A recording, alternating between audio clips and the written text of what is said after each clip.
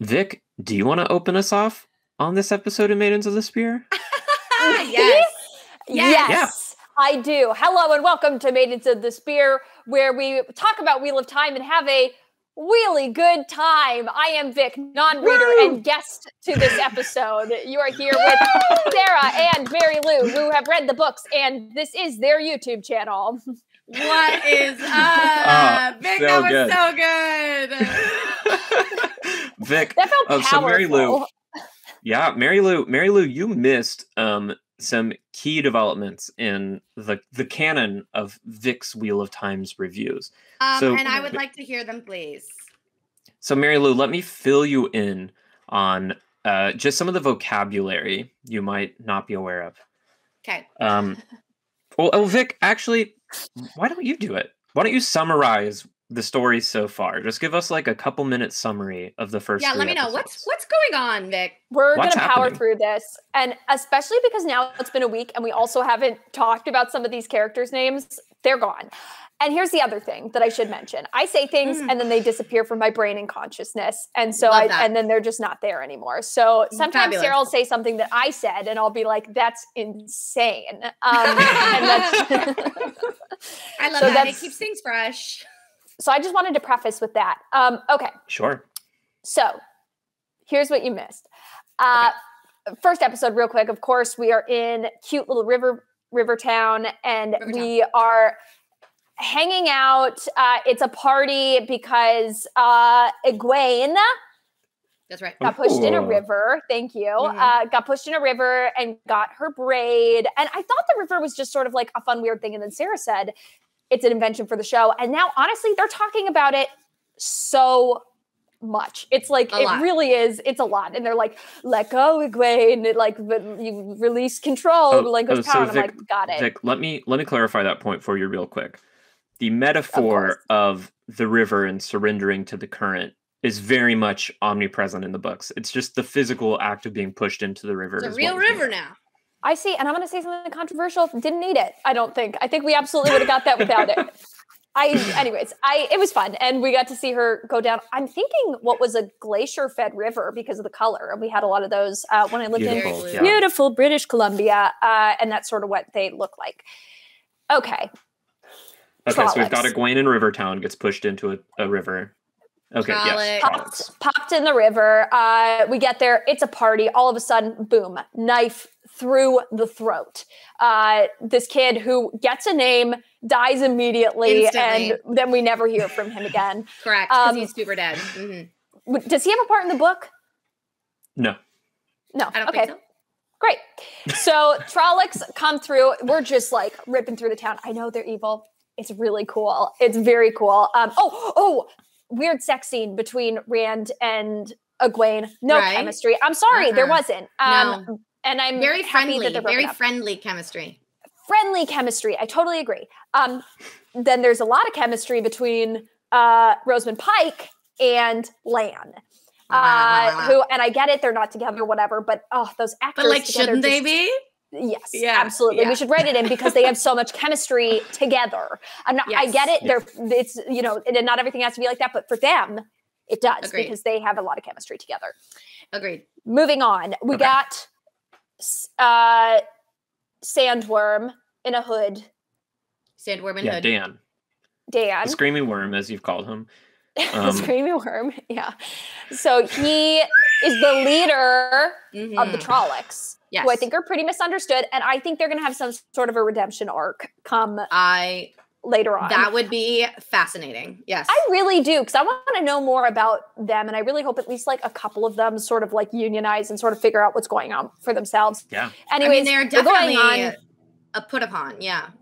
Yeah, skipping forward a little bit, then of course, like we split up from the group, we run, then things start to pick up a little bit. Obviously, we go into that city where everything is dead and everyone is dead, and Lan made a Yeah. mistake. Oh, big And mistake. Rosamund Pike is not happy about it. Ooh, she's but pissed. You've killed us. because you've killed us, because the group is now all split up. That's right. And split up in the most interesting of pairs. It seems like there's Yeah. complementary. I also have a new theory about these pairs because of today's episode, Ooh. but Okay. I digress. Anyway, so we split up into all of our different pairs. What's his name? mopey, sad. Rand Mopey? is in Rand is in with Matt, and they go to kind of like Meme Town, where they meet just the most wonderful person whose name is Dana. Not the Glee, the Dana. Who's the Glee that comes with them? Tom. So Tom Tom the Glee goes with them moving forward. Dana is a dark pal. So it is. Could you believe it? I was shocked. And so honestly, was I, Vic. And everything she was saying kind of made sense. I know. I love Dana. Because again, we are looking at this from Aja from the Aes Sedai's perspective. So it's like, again, it's like, who's right in this? Why do we have to look at this from their perspective? Why are they the ones that get to decide what's good and what's bad? Great questions. I also have a big Rosamund Pike theory, but we'll come to that later. Okay, so anyways, that's them. They're now, and then to move forward from their storyline. Yeah, okay, that is the third episode. And then the other two, one of them goes with this bunch that's supposed to be a colorful, happy, pacifist bunch. Not that colorful. We find out maybe are like a little spooky, a little scary. So we're going to see what's going on with them. They're vegetarian. They're vegetarians. We find out more. I thought they were a little bit scary and there was something a little bit weird going on. But come this episode, I actually like them. Yeah. Okay. Then we have our last group. And then to be honest, I don't remember what happened with Rosamund Pike and Lan. Oh, Nynaeve showed back up. Yeah, she did. Yep. Who I love. Good. You have great taste, Vic. You have great taste. Nynaeve rocks. I love her so much. And this episode coming forward, just chef's kiss spectacular. So good. And I think that's what happened, sort of short, condensed version of the last 3 episodes. Oh, they're trying to get to, what is it called again? It's not White Castle, and I know that, but I can't remember what it's called. It's White Castle. Vic, the people are desperate for you to call it White Castle. So we're not going to tell you what it's called. I know it's not called White Castle, but I also can't remember what it's called. So it's called White Castle. It's White Castle. It is the White Tower. It is the White Tower, Vic. I'm not going to leave you in suspense here. Here's the thing. I am going to forget that, and I am going to call it White Castle because it's now so deeply ingrained in my brain. I love that. But I don't want to be wrong. People are like, honestly, people love it looks more like a castle. It looks like a castle and it's white. So, well, I haven't seen it yet. So, and technically, none of us have seen it yet because it's only a book. So, right, that's true. That's a good point. Well, it was in the trailer, so technically, it was in the trailer. So we have seen it. Actually, is what I mean to say.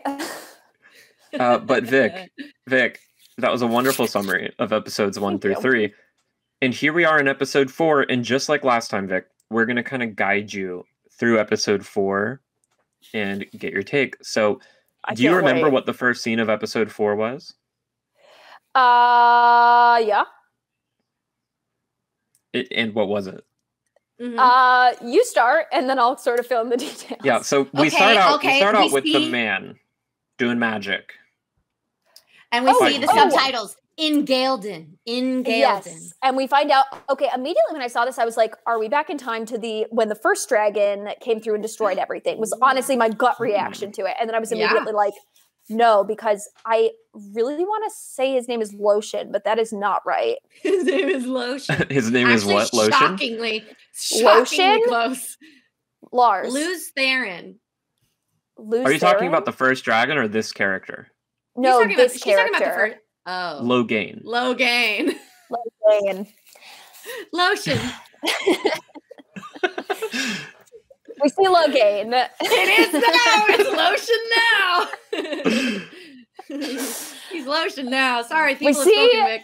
Sorry. Okay, fine. We see Lotion. Lotion is like freaking out. He's got little dark pals up on his shoulder being like, hey, what's up? This guy's going to betray you. Kill him now. Kill him now.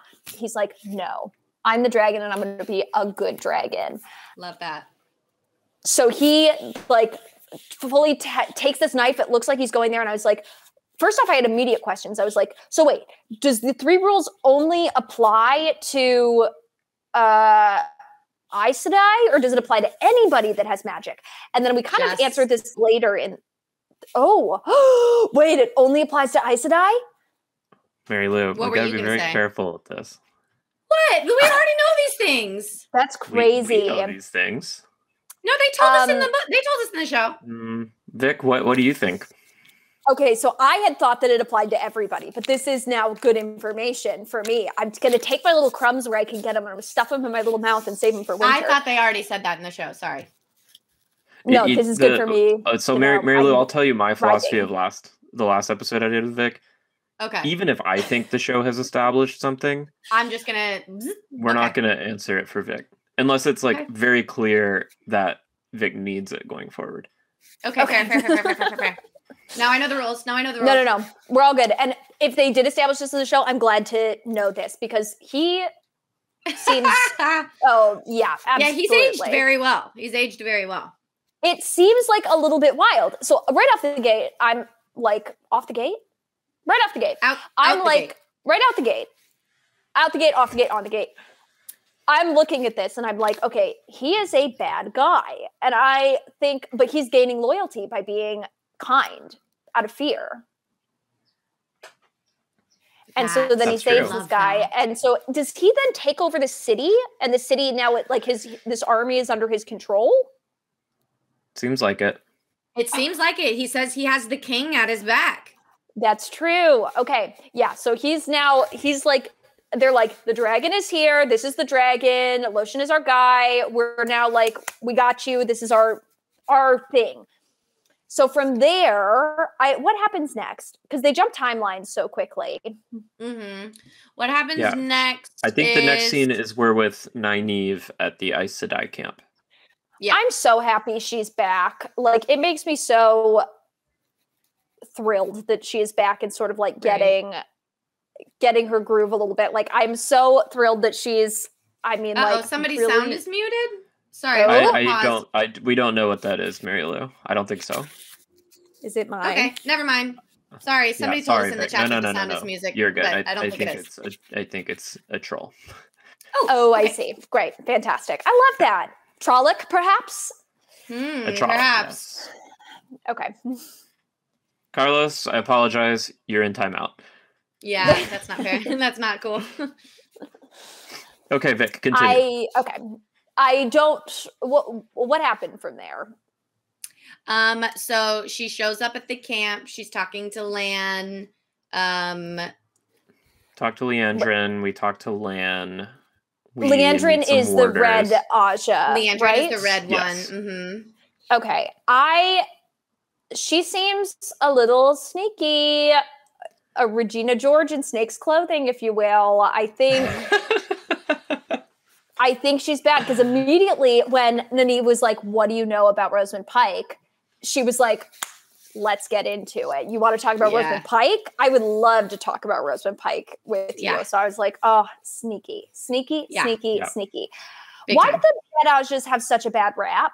Why do people hate them?" They're kind of they're the like reasons. Law. They're the law. I see. Gotcha. They're sort of severe and judgmental also of other Aes Sedai. They also hate men, and a lot of Aes Sedai like men.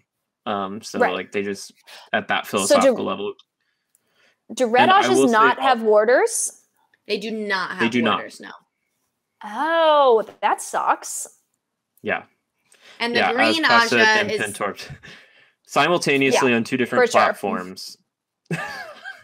Yeah. They're the Absolutely. cops. The red as soon as he said that, I was like, sure. Yeah, got it. No problem. Absolutely. That makes sense.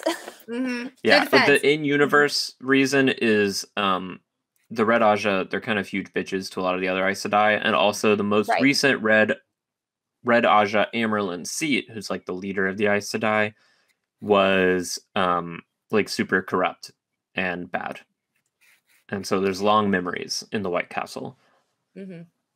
And we find out this episode too that people, Aes Sedai can have more than one warder, certain ones. Yeah. Some of them can, yeah. And so some of them, Alana, the green, she says one warder just wouldn't do. I saw that. Okay, and I'm not crazy. They were like a little bit like, okay, right? What does that mean, Vic? Be explicit for us. I think that they were having relations of an They just might be. nature. You mean you're saying the Aes Sedai were fucking their warders? Yes, it seemed. Yes, that's accurate. Certainly does seem, and also it is true. Green, yeah. Okay, can I just say too, that's unfair because there is so much less chemistry between any of those warders and the Aes Sedai than between Rosamund Pike and Lan. And I think it's unfair. And I just want that on the record. There was a lot of chemistry between the two warders, though. There was so much chemistry, but that also makes sense because if they're all like together, I'm like, oh, good for you. I love that. Mm-hmm. Yeah. I love that. But not every. Did you think so? What about Karena, the general, and her warders step in? How they have this little conversation in her tent, and they talk about Moiraine. And what did you think about their relationship? Do you think that they are romantic or fucking? It didn't seem like it from the book, but it did seem, or from the show, but it did seem like they were best friends. Like, I was like, to me, that type of a relationship was like what I would have expected from a platonic relationship with Rosamund Pike and Lan, where it's like, it is a little more genial, a little more like, but I guess they're both serious people. So that also makes sense. So it then comes off as smoldering intensity. But for this one, sorry. No, I was just going to ask you about the scene. Sorry. Please, Vic. Go. I can't, I won't. Okay. It just seems like there was oh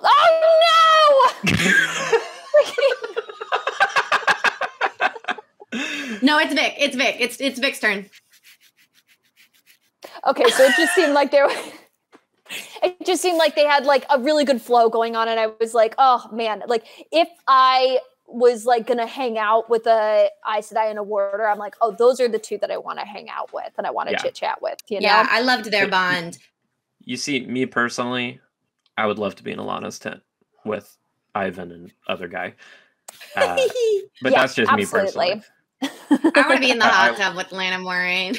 Oh, you and me. What did you think about the scene where Lan and Moiraine were sitting very close together, holding hands, inching closer on the bed?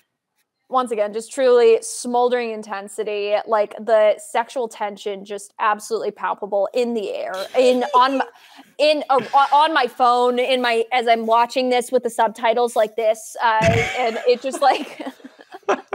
That's so funny. Just like truly, I was like, oh my God, like you're telling me they're just friends. This feels like the kind of thing where it's like if somebody is writing this book and transcribed it and was like, they're just friends. And like, how it's like, oh, somebody else wrote the Bible theoretically. And so they're like transcribing events that happened. If somebody, if the author of Wheel of Time was like, oh, I heard about these events and this is how I heard about them, and then tried writing them out. But just like got this totally wrong. They're just friends. They're just friends. I know your phone was probably like hot to the touch. I dropped it in the pool. Yeah, you had to. Yeah. So and what's crazy is the entire pool evaporated. Yeah. My phone is fine. Your phone is fine. Instantly evaporated. Yeah. So then we got a little scene between Lan and Nynaeve, where Lan was, and we're not going to go chronologically. We're going to follow plot points like last time. But Lan is praying and Nynaeve finds him in the woods and they have a little chat. What did you take away from that scene? Nynaeve is special. We know she's special because I guess there's something, we knew that from the jump, but I think in this moment too, it's like, so she now speaks this language that like, it seems like not that many people speak, but also it's common enough, I guess, that Lan understands that it is this old language. Mm-hmm. And I'm wondering if maybe it is in fact called the Old Tongue. The Old Tongue. Okay. So I'm wondering if Old Tongue is like something from White Castle or like something around there. But then she said something about her parents like hiding her. So I'm wondering maybe her mother was a Aes Sedai in secret. Maybe, yeah. That would be fascinating. Did I nail this? We don't know. This is a brand new backstory for Nynaeve. Okay. So I like this. In the book, she has we know her parents, we know who they are, we know what happened to them. But in the books or in the show, we have no idea. So this is what I'm thinking, is that mom is a witch of Wheel of Time language. So she is a Aes Sedai and can do weaves and so that's sort of like her thing. And so maybe that's, or is there like something else? Were there other people that spoke this language?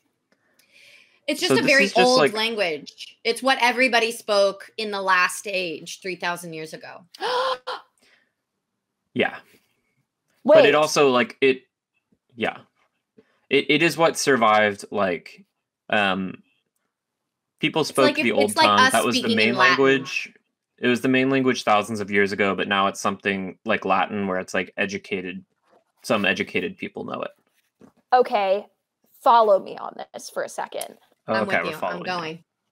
When did the last dragon leave? 3,000 years ago.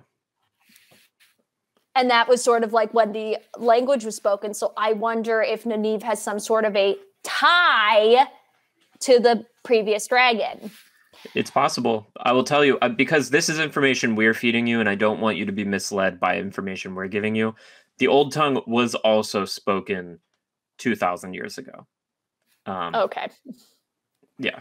Still, that would be 1,000 years closer to when the dragon was around than we are right now in the show. So I still think I'm gonna put an asterisk on that theory, but I still feel good about that theory.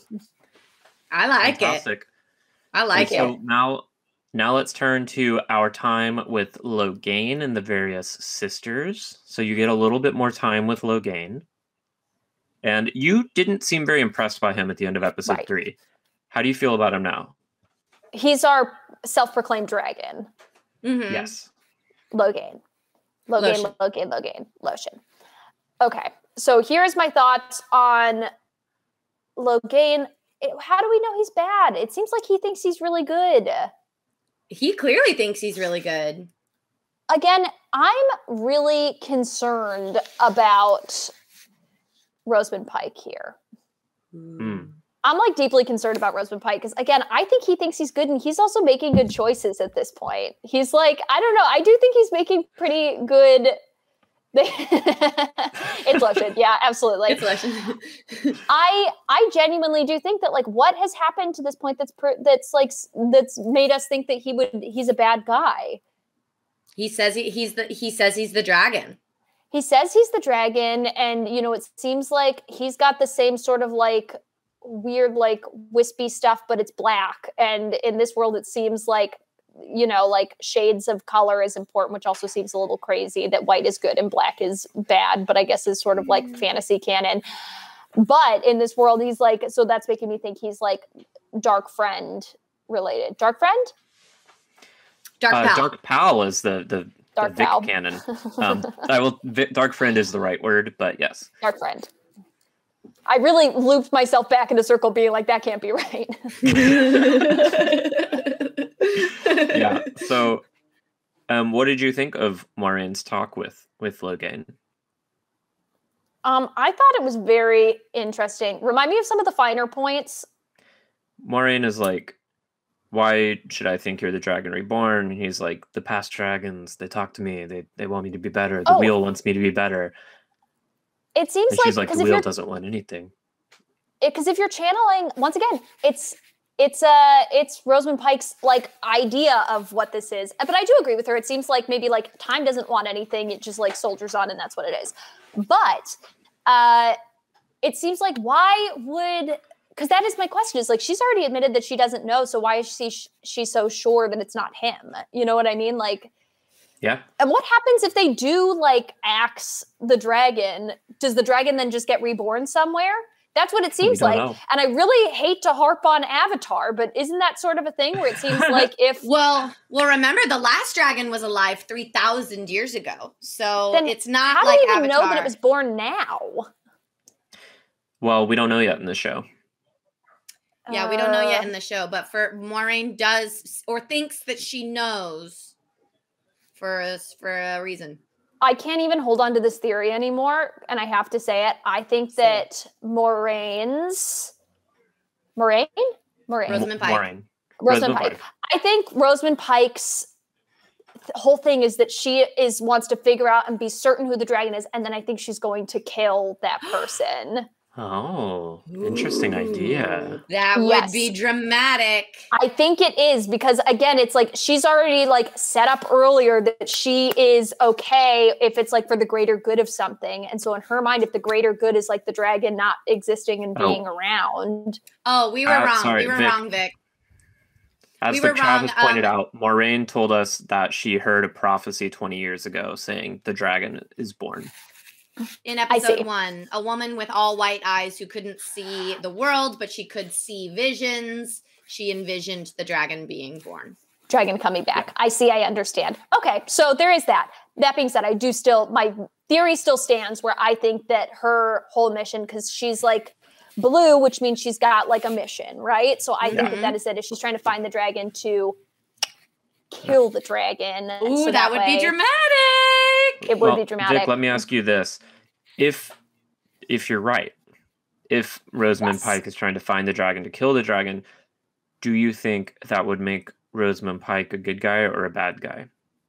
I think it depends. Again, I think like in her mind, it would make her like a necessary force within the world, right? Because like if her whole thing is like, we're here to like preserve magic, because then what if the dragon comes back and then the dark thing can like come and like touch the world again, and what if then he eradicates all magic? You know what I mean? Like, what does that mean then? No healers? No librarians? I just think it'd be tough. You need magic to have libraries. Yeah. Well, isn't one of the odds just like a librarian type? Yeah, basically, yes. Yes. Okay, type then. Pokemon. So if Moiraine is searching to find the Dragon Reborn and kill them, who do you think is the Dragon Reborn? Listen, okay, because I did like Rand better this episode, so I'll put that out there before I say it's good. I'm so convinced it's going to be Rand, and I am going to be upset about it. Why? If it is Rand, because he's the one that we keep following in these visions, which is making me think that it's him. I know that they sort of alluded to that other people are also sort of like having these visions at night, but when we get Fire Ghost and when we see him, typically it's Rand having those dreams. Maybe it was Perrin. Yeah. But still, I think when we're following people, but his dream was different. It was sort of like foggy, whereas like Rand's is a lot less fogalicious. So I do think it's Fire Ghost that's making you think this. Yeah, it's Fire Ghost. Okay. Like I'm following Fire Ghost, and I think Fire Ghost has something to do with Screamworm. So even with Nynaeve's last final explosion thing, because she's too old. She's 25. Okay, sure.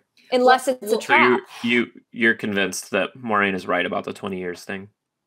No, I'm not. And here is what I want to declare right now, just with Mary Lou saying that, is that I don't care who's the dragon. For me, Nynaeve is the dragon. And so even no matter what anybody says, I'm going to be like, no, Nynaeve is the dragon. And it doesn't matter. You're in good company. And I don't care, actually. Yeah. So that's sort of my thought process on it.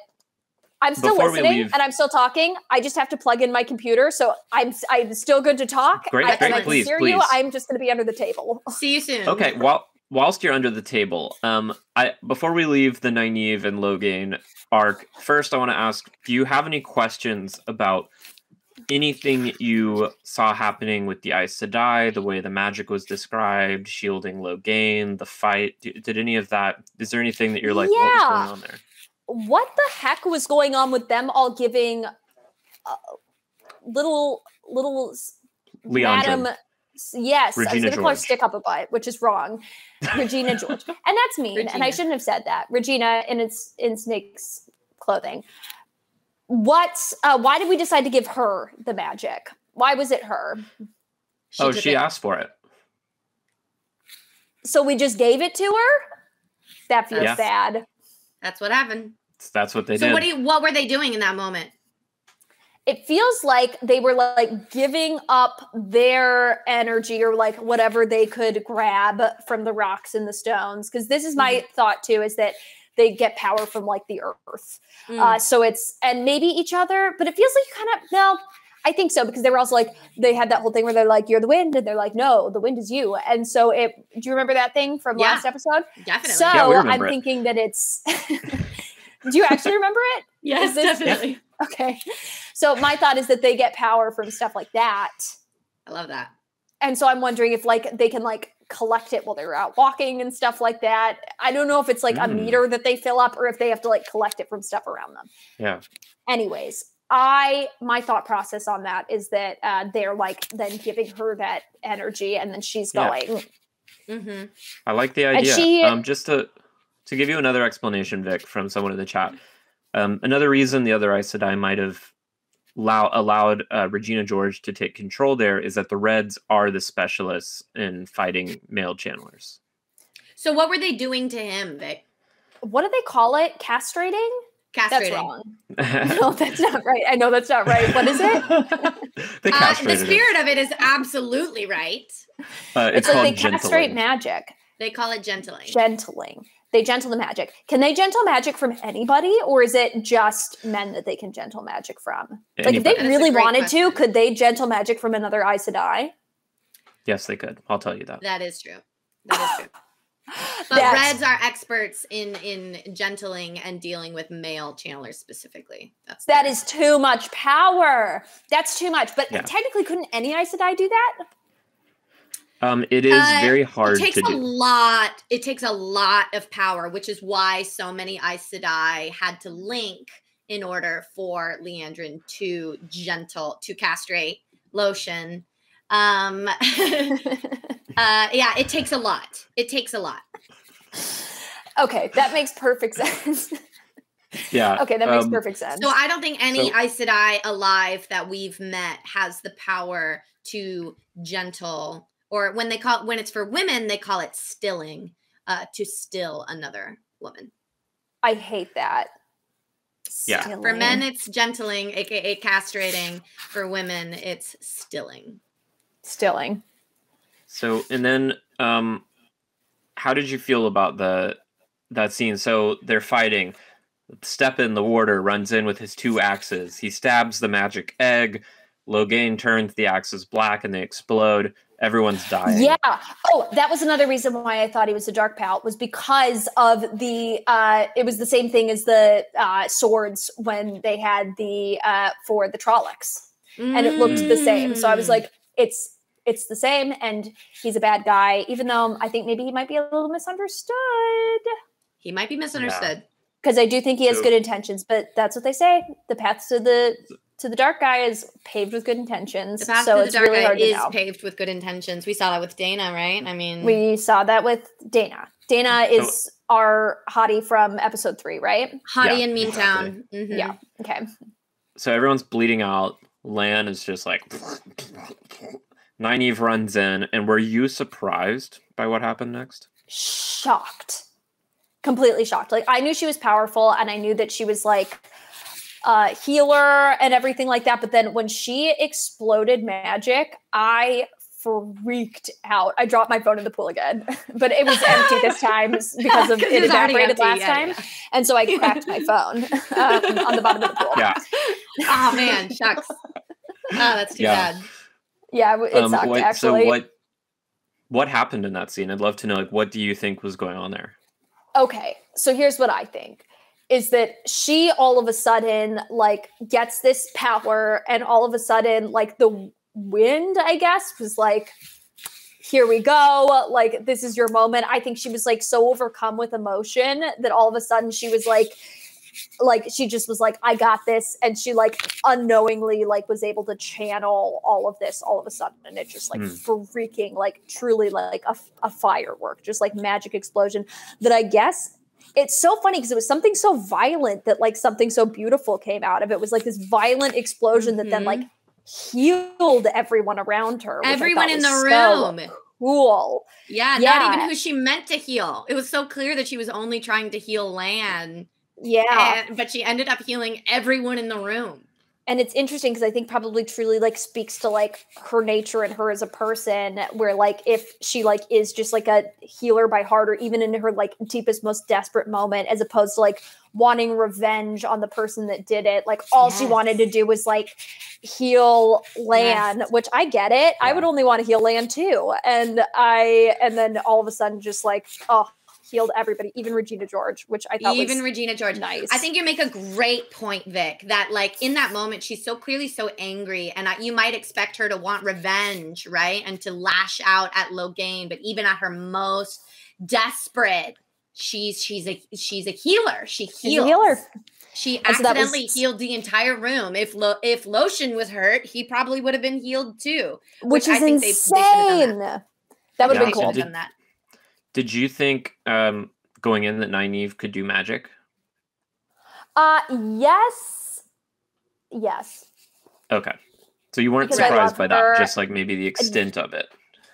I also thought it was like set up well for it because she's not a fighter, and she also like her ability to heal was going to run out really quickly because she, if I understand it correctly, is like knowledgeable about the like stuff in her area, right? Yeah, exactly. Like the herbs and stuff like that. Yeah, so I was the like, herbs and tree bark and mushrooms. Her usefulness was about to run out pretty quickly story-wise. So I was like, something else story-wise has to happen or we're going to be in trouble. Mm-hmm. At this point, I mean, this is, I guess, not a spoiler because we are literally talking the episode and I know the least about everybody. Right. But is this before or after the other green who had that like really great conversation with her warder? Is she dead at this point? Karena, she's dead already. Yeah, she is dead.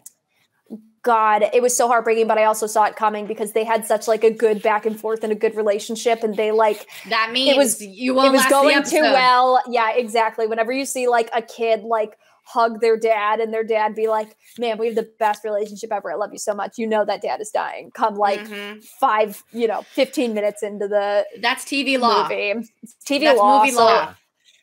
I was scared it was something bad was going to happen to her, and lo and behold, it did. But it was also very interesting because I feel like I had a question, maybe not in this, but I had asked you at some point about like, why does it matter? Just like go sacrifice, get a bunch of warders, and then go get them to sacrifice themselves. And I feel like I learned a lot more about that this episode. Not that I would do that regardless, but it does beg the question, why wouldn't you just collect a bunch of warders that you don't like that much and then go send them out to go do stuff? And then when they don't come back, be like, oh, well, get some more warders. Vic, would you like to know the answer to that question? Yes. I'll tell you. At the magic level, I'll tell you why they don't do that. Because the show hinted at it. So you heard Lan say, "You always get emotional when I drink." Did you hear that line? Oh, yes. So they're very, like, connected. They're connected physically and spiritually. They are magically, psychologically linked. So what a warder feels, the Aes Sedai feels. So if they just collected a bunch of warders and sent them into battle as cannon fodder, the Aes Sedai would feel everything that was happening to them. Each one of their deaths. And canonically... if a warder's Aes Sedai dies, the warder almost always goes insane. Goes absolutely mad insane. Yeah. Oh my gosh, is that going to be a consequence of this episode? Is that warder going to like go a little nuts? Well, you saw him. He like leapt at Logain. So when that warder did jump at Logain like that, that was because he was like, he was in kind of a rage, just like a pure bloodlust at that point. Right. Oh, brutal. Poor guy. Yeah. And then he proceeds to almost kill everybody in the room. And then explosion of healing, which was really great. And then we get to I know it's not called castrating, but you just told me this. The gentling. The gentling. Castration. The gentling happens, and he just looks so sad. Honestly, so sad. I really CGI of his 2 tears falling in slow motion. I thought that was really good. That cheesy, was fun. Cheesy, but good. Cheesy, but good. I really liked it, and I felt so sad for him. I hate the red Aja. I'm sorry. Maybe that's bold, but I do think I hate them. Why? I don't know. They just like seem like no freaking fun. It's like that's not. You are absolutely right. Red Aja is absolutely no fun. Let it play out. I want to see what happens. Yeah, I don't know. I mean, like, yeah. I don't know. Vic, let's move on to some of the other storylines. So quickly before we do, any predictions that came out of this storyline about Nynaeve, Logain, the rest going forward? My big one is RP, I think, is going to take a real Dumbledore turn where all of a sudden she's like going to like find and protect these kids, figure out which one's the dragon. Axe them. So Rosamund Pike, aka Moraine, going to find the dragon and then just take him out. Take him out, I think, is her mission, because she's like, this is for the greater good. This is for the good of the world. This is for us. And also, too, because they hinted at it in when Dana was talking about it earlier, where they were like, she was like, the dragon doesn't want to kill you, like, or anything like that. And they're like, they'll kill you. And I was like, I think that is saying something. I think that's maybe a clue. Certainly would make for good TV. I'll ask you a question because some people in the chat were wondering, if you had to describe what, Nynaeve and Logain were feeling in that scene in the cave, what would you say like the primary emotions were that jumped out at you? Great question. I do think for Nynaeve, I want to say maybe like injustice at it all, about the whole situation, because she also is like not a fan of the I keep wanting to call them Ajas because I'm reading Aja all over the place. Aes Sedai. She's like no fan, and especially RP. She's like, don't get her deal, don't trust her, which is another thing, because I like Nynaeve so much that I'm like, I think maybe she's right. And then also I think maybe Lotion is like, I think Lotion really does think I think he feels like he's actually here to help and here to save. Like, I do think that he like truly does think he's doing the right thing. I do think that he really does think he's the dragon. Mm-hmm. And what happens if they clip the dragon's wings? Like, what goes on? Vic, that's a very good question. And another very good question I'm seeing in the chat is asking if there is a Maidens of the Spear Discord server. Discord! Yes and no. The answer is no. There's no Maidens of the Spear Discord server. There is the Queer's Blessing Discord server, which is a Wheel of Time server I made for gays and allies of all stripes and colors to talk about the Wheel of Time. But we can make a Maidens of this. Let's make a Maidens of the Spear Discord channel. We should. That'd be super fun. Do it. Yeah. But we will do that, and if you're back on our stream on Monday, we'll have the link for you. We'll get that set up. So, moving on to a different storyline then, what did you think about Egwene and Perrin with the Tuatha on? They're not colorful people. So I thought that this one was interesting, and we definitely learned a lot more about the people, and I have like a brand new thought on Perrin in general. But so like we get there, they're like traveling, Perrin's like, did not sleep, don't trust these folks. Like there's something going on that I don't understand. And Egwene's like, it's fine. Which I thought was cool as well. But my thought is, because we like learn a lot more about them, because there is something like weird about them, and then we learn that like they're Amish, essentially. They're the Amish of this world, right? Because they get like Rumspringa, where they get to go. They get a little Rumspringa. Yeah. Which is very cool. And sort of they use that to like go do a bunch of stuff. I think Egwene is falling in love. With whom? Okay. This isn't fair. His name is... What's his name? That's such a good question. His mom has passed away, so I am going to go Lydia from Beetlejuice is his name. Lydia. Okay. Lydia. What is his name actually? His name is Aram. Aram. So Aram is, I think they're falling in love a little bit, but then she's like, no, I'm not. But I'm like, maybe you are. I don't know. Leave it up to love, but let there be a chance is my thought. Don't say no. Don't close your heart to love is what I'm thinking. Yeah, for sure. Okay, so then we have some really great conversation. Aram tells you a little bit to Egwene. He's like, my people are looking for the song. And then we get Perrin talking to Isla, is her name. Oh, and we get Egwene being like, I think you found it already, babe. And he's like, hey, maybe we did. This is pretty great. Sorry, continue. Shaka. I was going to ask you exactly that. Like, what did you feel? What did you take away from those conversations? The first one, just like, yeah, so interesting and very cheesy, and I loved it.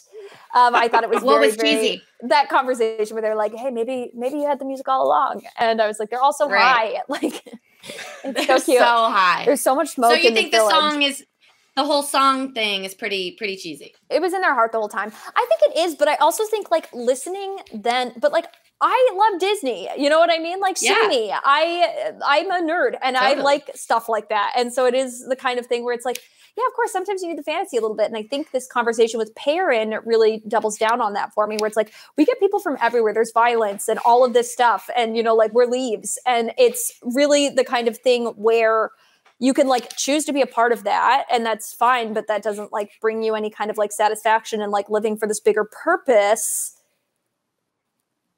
does. And she talks about her daughter dying and like how angry she was. And instead she's like, you know, the wheel will, you know, churn her out through like the generations to come. And I want to make sure that the world that she's living in next will be better than the one that there is now. And it's like, oh yeah, great.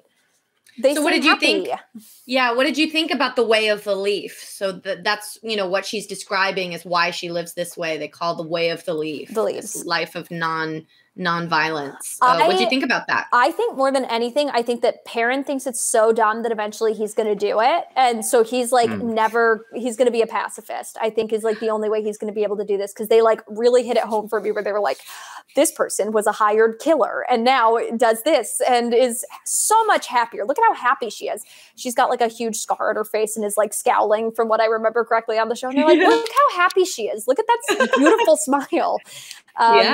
And I'm just like, yeah, of course this would be something that Perrin is very attracted to, I think. I'm still not totally sure that there's not something weird going on with them. Not necessarily evil, but maybe like, no, with like this with the two at the on, yeah. Yes. I'm still not totally convinced that there's not something like a little bizarre going on, but I do like their philosophy. I like what's her face a lot. Isla. I like Isla a lot. I also just like that actor. Yeah. So but I she's like great. Yeah, I like that whole thing. So I like that idea of coming into it and that people will often like, and that most people come back. But I also think we're set up to see somebody who hasn't come back. Or, okay, so here's what I think is going to happen is that Perrin will come back to them eventually where he's going to like go off and then come back and then like maybe join their cause for a little bit. And then they'll be like, we need you. And he's like, I retired. And then they'll come back and convince him to come back to the fold.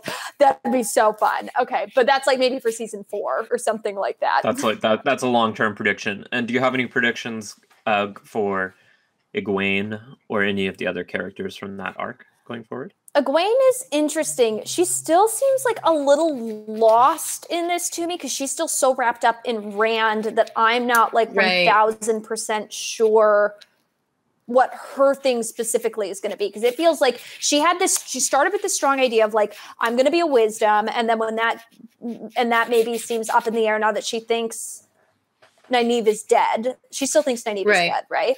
Yeah. So it's like, I'm wondering if like, she's now just sort of like, whatever, I guess I'll go be with Rand now. And so I'm wondering, I just want to know what did you think of that moment? What did you think of that moment where she said, I think I would know if I lost him. I think I would know. Well, that leads me again to my conclusion of like, they seem to have a little bit more of like a warder Aes Sedai relationship than anything else. Interesting. I don't know, but it would be fun. I don't know. Speaking of your favorite boy, Rand, let's move on to the Rand and Mat plotline now. So Rand and Mat and Tom the Glee. Rand, Mat, and Tom the Glee are riding through the forest, and they see a farm, and they're like, "We'll sneak into that barn and get out before sunrise." And then they hear a voice, and they're like, what are you doing in my farm or whatever. It's the man with a bow. Yeah. What did you think of this little interaction? What did you notice? What jumped out at you? Well, it was interesting because Matt was like so ready to just like chop heads and take names. He was like, You saw that. Little hand on that knife and was ready to go like, let's stab and flee. Like, let's just get this. Let's get out of here. Stab Let's now, go. ask questions later. Absolutely. Yeah. And I was like, that's kind of interesting, Matt. What's going on? Let's talk about this maybe. But I get it. You know, it's like a guy who has like a bow on you and, you know, you get a fight or flee instinct going in there, or maybe something deeper. Which we'll get into in a minute. Okay. Yeah. So Get we can into talk about it. it right now. Get into it, Nicholas. What are you thinking? Yeah, what are you suggesting? let's get into it. Because remember when he found, was it a scream worm that was in the barn after we found out that the family died? Yes, it was. It was a scream worm. Okay, so our little shouty worm is like coming in and out of the darkness, but Matt has this little flubber on his face that's going into his mouth. And so I was like, Matt, where did this freaking come from? This isn't you. And so then I was like, what's going on? And so I'm like, oh no, because if Matt's had, like they said, we've really sort of like foreshadowed this, where if you get a little taste of that power, it's impossible to go back and you'll lie to everybody. And so I'm very scared that Matt has maybe had a little taste of power or is now a dark pal. I'm thinking maybe a little bit. What do you think that black flubber is? What do you think that is? I have no idea because it's not the same like wispiness that was around lotion. So I'm like, right. Was it something, I don't know, like some sort of a control? I feel like we've seen that before, maybe. Maybe not. Maybe not. So what did you think of the scene where, so Rand and Matt are mucking up the stables. Matt's like, I need a break. And then we see some flubber. But then he turns around and talks to the little girl. So just that whole exchange, what did you feel about what you were seeing? I'm wondering if like the family is somehow related to the flubber, because we got that scene where like Matt and Glee were worried about keeping Matt away from the family or the girls they were talking about, right? Am I crazy? Yeah. Tom and Rand were talking about that. So Tom suggests that this is what happened to his nephew, and his nephew who learned how to channel and then started acting like this. What did you feel about that theory? I think it's going to be wrong, because if this is a character that's going to have some sort of a longevity, I feel like it can't be quite that, but I'm also wondering if he's like susceptible to it. Weird family situation. This is a weird reversal of my initial thought on Perrin and Matt, where I am now just sort of flip-flopping them, where I think that Perrin is going to be some sort of a pacifist, perhaps, and Matt is going to be somehow like darkly influenced. So you don't think that Matt could be the dragon?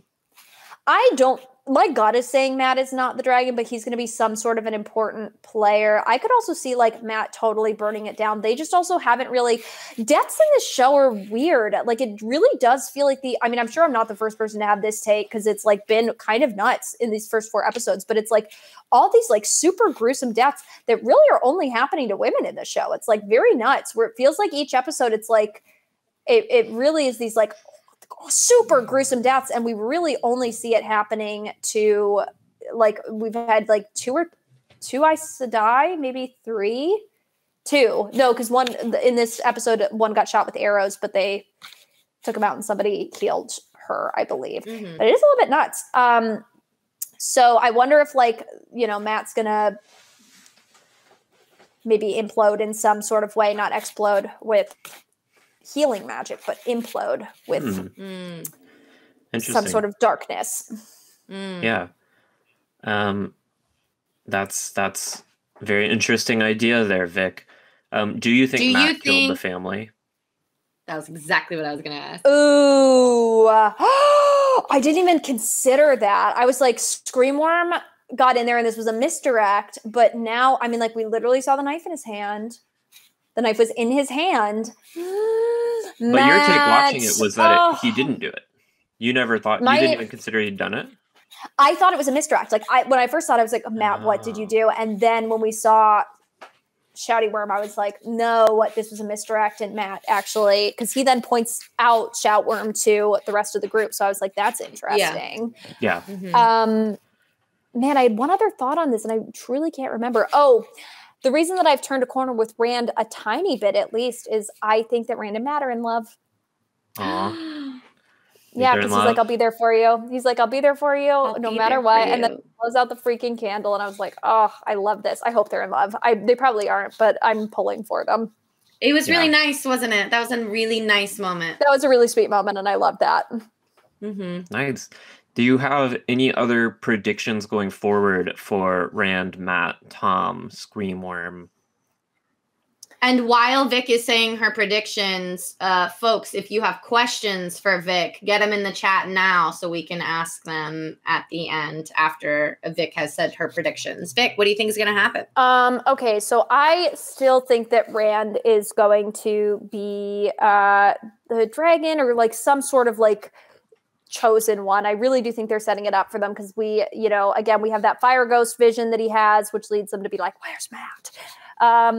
And I think that is, and we see some like really horrible stuff with Perrin, but I think so I'm wondering if like some of this stuff, if like he's having like visions of stuff that's actually going to be coming true in the future. So that's my prediction. Long-winded to say my prediction is that some of these sort of like shadowy visions that Rand is having are going to come true in the future in some way or another. Maybe it's metaphorical. Also, I think Matt is going to have some sort of an evil encounter. I think Glee is, what's his name? Tom. I think Tom is going to die. Fire Ghost is the entity we are seeing in the dreams with the fiery eyes. Yeah, Fire Ghost. Oh, I think that's Jaime asking. That's Jaime's question for Vic. Who does that's a question for Vic. So I see. We'll get there. Let's start with Marissa's question. So Vic, question from Marissa for you. What do you think the black stuff, the flubber in Matt is? What do you think it's doing? I wonder if it's like its own kind of entity from Dark Guy. And I'm wondering if it's sort of like, because it seems to sort of be self-sufficient, like it can live on its own, but I'm wondering if it's sort of parasitical where it like, sort of like Venom, where it like enters people and is like can control and will eventually like just completely like destroy you if you're hosting for too long. That's honestly, I don't have a better thought than that right now. So that's going to be my initial thought is like, if that's your prediction, just if you had to guess, what do you think that is? Absolutely. I wonder if it's like expelled magic where it's like, cause I guess, especially if you can see it, I wonder if I wonder how like physics works in this world where it is like, if we are pulling this magic from somewhere, I guess like when it's used and expelled, it has to go somewhere. And I wonder if that turns into something maybe on the more negative side, which is why it seems like for the most part, Aes Sedai don't use their magic when they don't have to. Or I wonder if it's I wonder if it's excess of like, men who aren't supposed to do magic who do magic, and it's like remnants of that. Yeah. Very. Those are my two thoughts. Our next question for you, Vic. Who is Fire Ghost? I think Fire Ghost is. This is going to be really controversial. I think that Fire Ghost is maybe a friend because Fire Ghost seems scary, and I'm wondering if there's going to be some sort of a twist where it's like maybe it's going to be somebody positive. I'm hoping. I say my confidence for this one is maybe like a 15% that this one's going to come true. But I do. I'm wondering if maybe it's like, like you got to burn down your old self to build up your new self, something like that. My other thought maybe is that Fire Ghost is like if the physical earth manifestation of Screamworm is Screamworm, then maybe Fire Ghost is Screamworm in this sort of like other realm. Ooh, I like that idea. Oh, where was that other question? Okay. Superfly wants to know, what was your thoughts on the scene with Matt interacting with the little girl at the farm? And specifically, did you have any thoughts on the doll that she gave him? Oh, interesting. I mean, like, it is interesting, especially that scene where I was like, that scene creeped me out a little bit. I know that he's like got sisters and stuff like that, but that scene was like a tiny bit creepy where it's like he's like talking to her and taking the bread and she's like trying to leave and is like, I'm not supposed to talk to you. And he's like, tell me more about you. And I was just like, oh no, you're a stranger. Remember that you're a stranger. Like, Matt, come on. Don't do this. But it just like was a little bit weird. And I'm wondering if maybe the family was maybe dark friends in some way. And maybe this was like some sort of a self-defense. What if the goo isn't bad at all? What if the goo was trying to help because they were dark friendly, and so then they somehow like, and then maybe they were dark friendly. Maybe the goo did have Matt kill the family. Interesting. But then that would be a twist. But then it like ended up saving Matt and the rest of the room, and Glee and Rand. And Scream Gus, so it kind of worked for everybody. Theories, Vic. That would be a twist, 100%. Any other questions that people have for Vic? Now is your chance. We're gonna get him out. Ooh, got one last one from Passett. I think is a great last question. Okay. Is one of the two Rivers people, Egwene, Nynaeve, Matt, Rand, Perrin, a secret dark pal? And if so, who? Yeah, I absolutely think somebody has to be a dark pal, right? Like that. Yes. I think that would be so freaking cool. And I think that controversial. I think that maybe Matt's an easy answer. I wonder,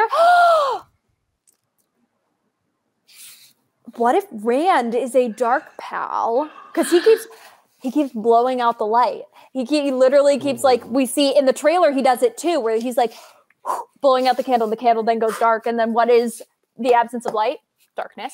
So I think, okay, this is maybe far out, but this is my best guess. Because I do think that Matt is maybe too obvious of an answer and he's having all of these visions. And I wonder if like, maybe he doesn't even know, but maybe that's him channeling in his sleep. Do you have to know that you're a dark pal in order to be a dark pal? Well, I don't think the show has established that yet, but I can answer it if you want. No, I'll wait. If the show is going to establish this at some point, maybe I'll hold off. Tom does say of Dana, he says she is pledged to the Dark One, body and soul. She's a dark friend. So I wonder if maybe the dark one is like tempting Rand right now, because it seems like he's having. Yeah, we're following him for the most part through these visions, not, barring the shadowy one that Perrin had. It's a great point. Wife. But again, also, like, I could see Perrin potentially being a dark friend because, obviously losing his wife if he doesn't take this pacifist route. Or I don't think Matt's going to be a dark friend. Matt, it seems like, is under some sort of influence. I don't know what that influence is yet, but seems like there's some sort of influence going on. Could Glee be a dark? No, Glee couldn't be a dark pal, I don't think. Anybody could be a dark pal. Who's to say, Vic? Last question for you, Vic. From our good friend Pintor Tash. This is more of a trivia question. This is testing your memory. Oh, fantastic. Pintor Tash wants to know, do you know who is Birgitte? No. I don't. Okay. And there we go. That's what I figured, Vic. But Birgitte. That's okay. Yeah. You don't remember the name. That's fine. That's the barkeep. Nope. That's Dana. But okay, Vic. Any last predictions after episode 4? This is your chance. I'm giving you, this is your pulpit. So you can point once the season's over, the show's over. You can say, look, I made this prediction. Now's your chance. Let me hear him. Let's go. Okay. Let's hear it. Okay. I think that Egwene, based on how much they're talking about go with the flow, I think Egwene is going to be put in some other weird situation where she's like, it's going to be physical, where it's like, she's physically going to be in that situation again, only because they've been hammering it like literally so hard that I think at this point, like it's gone past being like, oh, this is like a metaphor for her as a person. And now I'm thinking that they're actually going to just like, I don't know, maybe toss her in another river or something like that. Like, I legit don't think they'd go like that 1-to-1, but I think it's going to be something where it's like, she's going to be like trapped in weeds or something. And then they're going to be like, go with the flow. And she's going to relax and like untangle herself or something like that. Trapped in weeds. So prediction number 1, Egwene will be trapped in weeds. Trapped in weeds specifically. I think Perrin's going to have a little bit of fun. I think we're going to see Perrin having a little bit of fun. I think he's going to sort of let loose a little bit. I don't know how. I said he was going to break bad, and now I think he's going to let loose a little bit. So that's my prediction for break good. Perrin. Yeah, I think he's going to try out this pacifist lifestyle, and he's going to break good. And then I think his big thing that he's going to have to do at the end is he's going to have to resort to violence again. And maybe that'll be sort of his like breaking point. I can see that being a good arc for him. Matt is under the influence of somebody, not Glee, but somebody. And I really hope Glee decides to give up music. Why? They did not I thought Glee's song was bad, if I'm being honest. Oh, okay.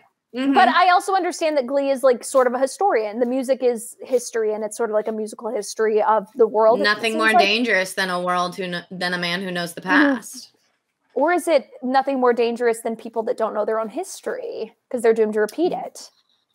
So I understand his necessity, and also not everybody has access to books. So he's bringing sort of like accessible knowledge and history to the world. And so, well, let me tell you something about this world. Storytell. Okay. All of these people are doomed to repeat their history because it's a wheel of time. No. Right. It's the wheel. That's the pattern, baby. It's the circle. It's a wheel is the circle. Which is crazy because also in my mind, a loom for clothes looks sort of like a harp. I might just be thinking of a harp. You might be thinking of a harp. Oh. Okay. These predictions, Vic, are so incredible. Thank really you. amazing stuff. Thank you so much. Thank you for your words and your Will you thoughts. tell me how many I got right? Eventually. Okay. No, we will tell you. Okay. What we will tell you is that we are compiling a Victionary of all of your by we are not. People in the chat, you still have that responsibility. By we, I mean the chat with our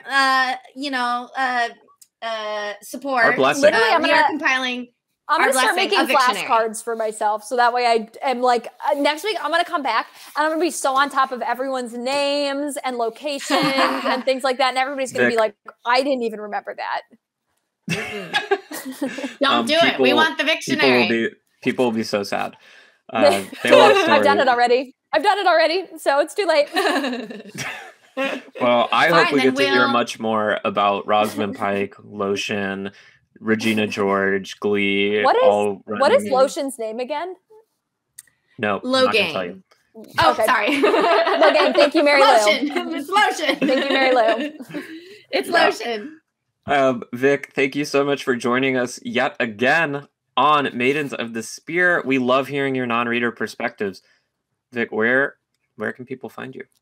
Thank you so much for having me. This is always such a blast. And honestly, my family's now very into the show. So it's been fun because we watched the first episode with them and I was like, if you have any questions, ask me, which was very fun for me personally, because now I'm the most knowledgeable person in the room.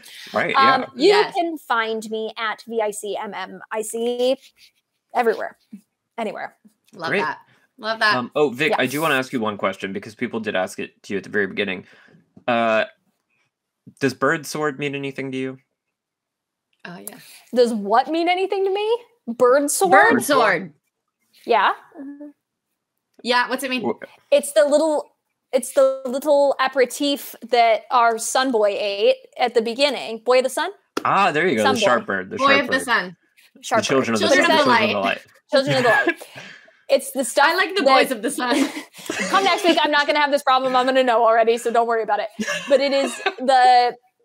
it's like a sword because it cuts your mouth, but just enough that you can enjoy it.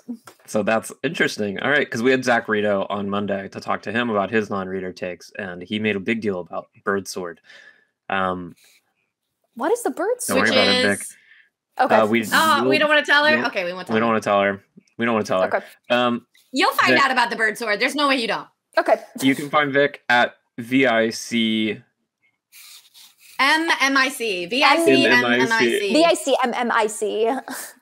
Let me put that in the chat for everyone.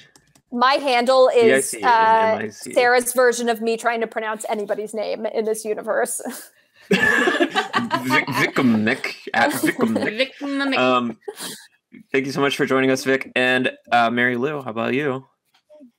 You can find me at Mary Lou Larry Moo on Instagram, Twitter, and Twitch.